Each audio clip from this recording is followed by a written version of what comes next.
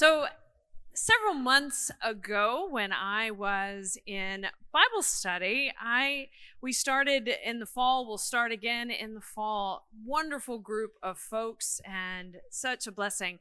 And one of the people that I met in Bible study is one of our longtime members, Denise DuPont, who's actually sitting kind of in the middle back there. And one of the things she said to me was that God had put a message on her heart, and she wondered if there was a way at some point that she could share that. And so she and I talked through that and what that might look like, because we wanted to make sure if she shared it that it was something that was accessible to everyone. And so what we did, with a little help from Jason back there, we recorded Denise, I guess probably 6 weeks ago, 2 months ago, something like that, and then created the closed captioning, so like the subtitles with it, which just kind of helps to make that more accessible for everyone. And so she and I are doing, in the spirit of jazz, a little jazz sermon together. And so I'm super excited about that. I personally think her portion is a little better than mine, but thank y'all for being here anyway. So without further ado, I'm going to let Denise get it started for us.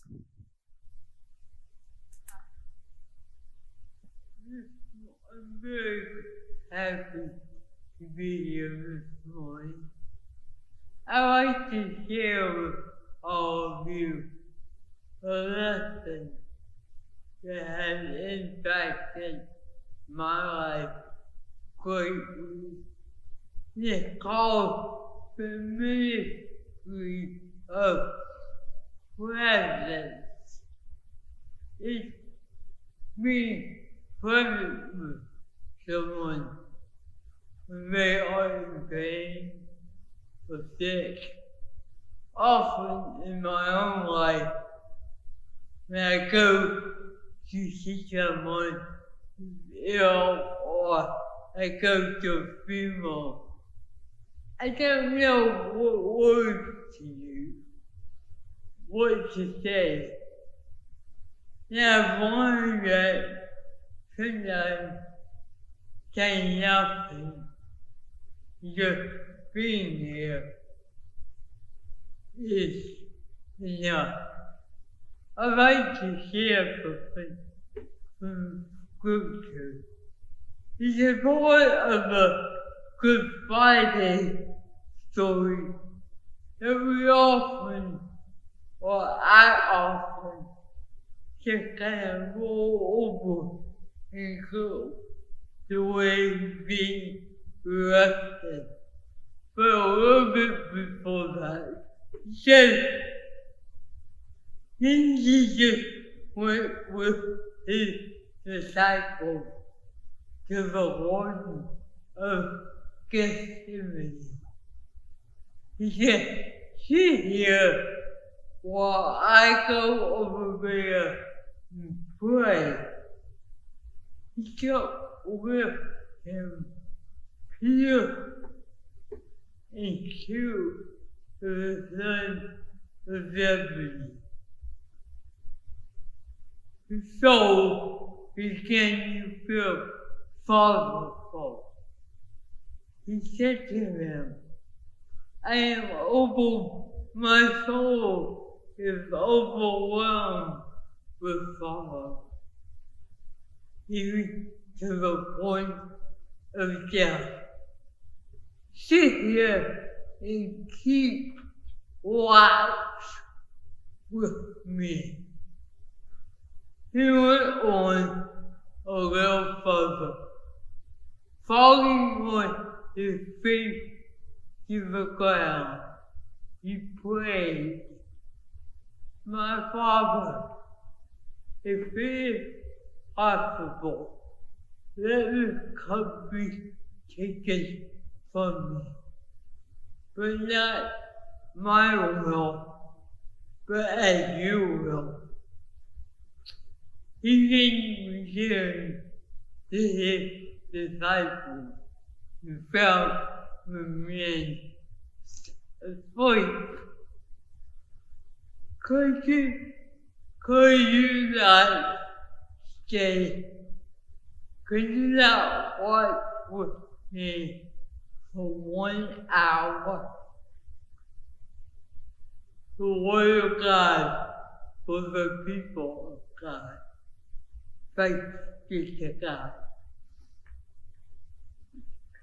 I'm going to listen in my own life in a very impactful way. And I'd like to share it with each of you and hope that maybe it'll help at least one of you. I was living with my mother and stepfather back in 2008. My stepfather was brilliant man. He was a chemist. He had many patents to his name. At this time, it was early stages of Alzheimer's disease. One morning, my mother asked me to stay with him while he went and did some errands around town. She left. I kept going and he was in his recliner, asleep. I moved my wheelchair into the kitchen, which is far from where it was. And I was watching the show Reach in Kathy Lee. That tells you how old I am. Anyway, at the beginning of the show, they always talk back and forth about the news and jokes. But on the show that day, they were going to have Tom Cruise as a guest. I had a heart for Tom Cruise at the time, and I wasn't gonna miss it. The commercial came on, so I went and checked on Ed. He was still asleep. So I went back to the kitchen and got settled to watch my heartthrob, Tom Cruise. Before the commercial ended, Ed came into the kitchen to get a drink of water from the kitchen sink. As he walked back to his recliner, he looked at me and said, "Could you come and sit with me?" He walked off, got back into his recliner, and fell asleep. I rolled my wheelchair in front of him. He just sat there. And I found out how small and sensitive I've been. It never occurred to me to just sit with him. I just figured he wouldn't notice. But in my stupidity, I realized even that was comfort enough. I learned that day that when I'm not off for words or don't know what to say, sometimes just being there being present is enough. I lost it in 2011, but I never forgot the huge impact my friend left on me. I hope for all of you, but whenever you're at a loss for words, you want to comfort someone, you want the right thing to say, but you don't know what that could be. Just be there. Just sit with them. Or let them know you're present with them. Often, that is enough. Thank you all for listening. It's just a piece of advice that I wanted to pass on, and hope that it will grant you comfort when you struggle. Thank you for listening.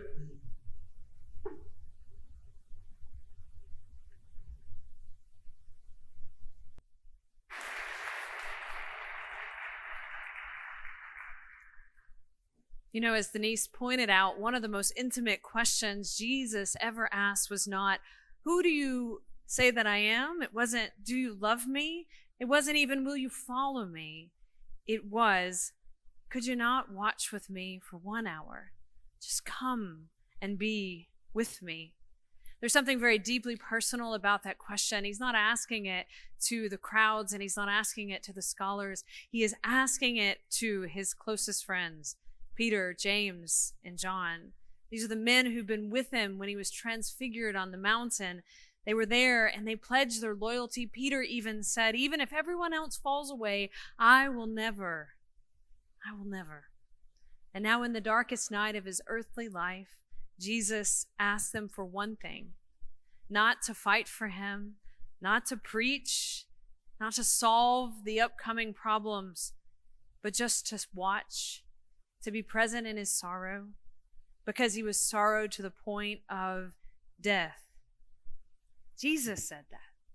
The one who calms the storms, the steady one in the midst of chaos, the one who raises Lazarus from the dead, he is overwhelmed in his spirit. It is a good reminder that sometimes even the strongest of us just need someone to walk beside us for a little while. When Jesus fell on his knees and wrestled in prayer and came back and saw them asleep, I am sure it was a little jarring for him. He looks directly at Peter and wakes him and he says, could you not watch with me 1 hour? Now he doesn't say, why are you so lazy? He doesn't say, I can't believe you failed me. He doesn't wake them in anger. He wakes them in grief. Could you simply not just be here with me? Not forever, not for years, just for 1 hour. I think a lot of us knows what that feels like, to carry something so heavy that words can't even begin to describe it, to walk through something so hard that we need others to help us. But sometimes the people closest to us, they don't see it. They don't notice. Even when they promised they would stay, life happens and they fall away. They fall asleep. Maybe you have experienced that kind of loneliness. You didn't need someone to fix it. You didn't need anything except for someone just to be with you, so you didn't feel so alone in it. When people do show up in those times, we carry it with us forever, don't we? We remember them. We remember how much it meant. And even later, if they're terrible, we still remember how much that moment changed us and helped us. and a lot of goodwill stays with us for them. And when people aren't there, it's hard not to be bitter about that and angry at them, to be so disappointed that it creates a wedge in our relationship. An uncomfortable truth is, though, that there are many people in our lives sitting in their own Garden of Gethsemane moment. Some are sitting in a hospital bed or near one. Some are waiting on the results of a test. Some are grieving the loss of someone they love. Some are in difficult relationships.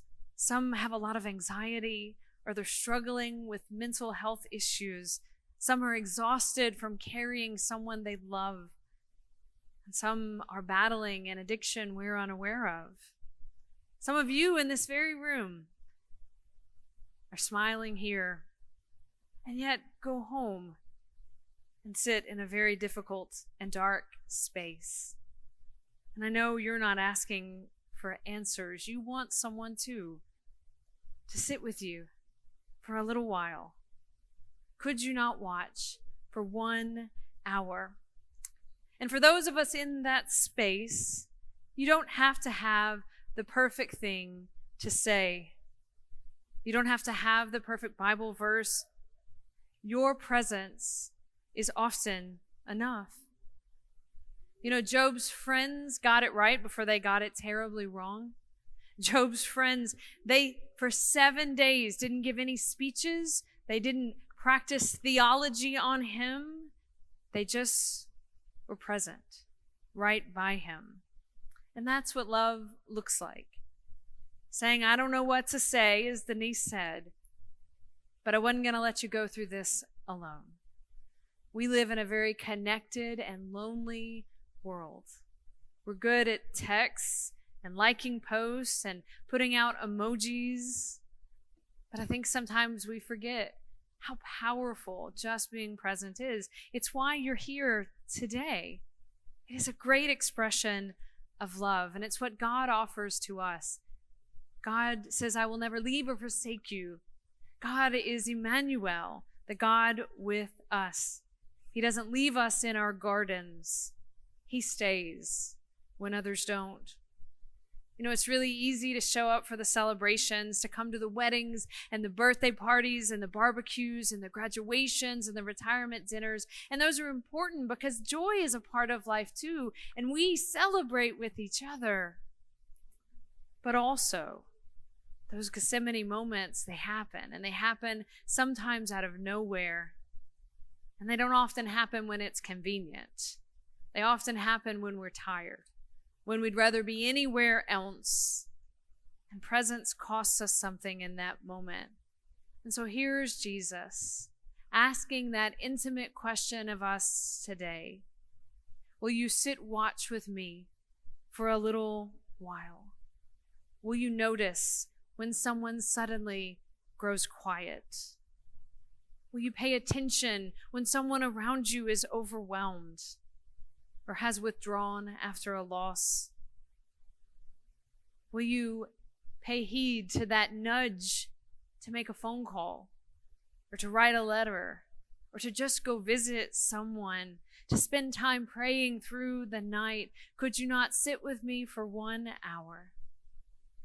But here's the beautiful part of that story, and I want to offer this thought to you too, Denise. The disciples failed completely, right? And Jesus still went to the cross for them. He didn't cancel his love because they fell asleep. Grace covered their failure, and it covers ours too. And it's also an invitation to forgive those who maybe weren't there for you. Maybe we just didn't know. In that moment, Denise almost missed it with her stepfather. But then she realized how much he needed someone to simply be present. And that is God's grace. Our failures don't have to have the final word. It's not too late. It's not too late to show up for someone, to make that phone call, to apologize. There are a lot of people still in those gardens who need someone beside them. May we be a people who stay. a people who notice, a people who are willing to sit in uncomfortable silence, a people who pray, even if it means losing sleep, because those prayers and that presence reminds people of the very presence of God. Sometimes the holiest thing we can do is simply to sit, be quiet, and be present. This is the word of God for the people of God, and the people said, "Thanks be to God."